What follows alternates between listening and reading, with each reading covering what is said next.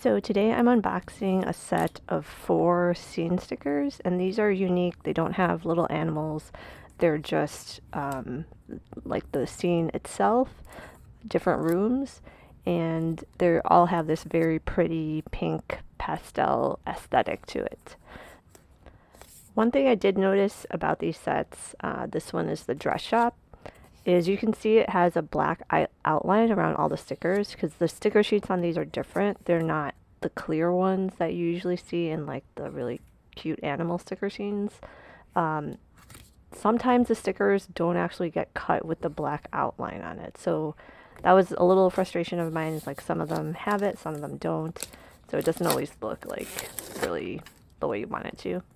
Another thing I noticed with these sets is the stickers, once you put them down on that base, they're really hard to pull up. So I ripped a few of them and then they left like the sticker residue or the white part of the sticker on the base.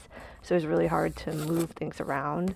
So I recommend, I guess that's why they have 2 of them in there, in case you mess one up, you can do a second one. So that's kind of nice. And yeah, all the pieces there. See those chairs? They have a little heart in the middle.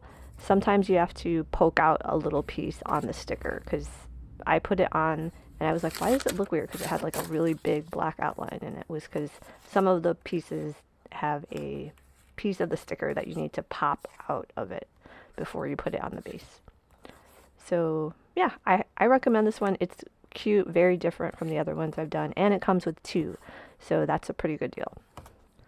It's also nice if you do these with a friend or your child, then you can do the same sticker scene.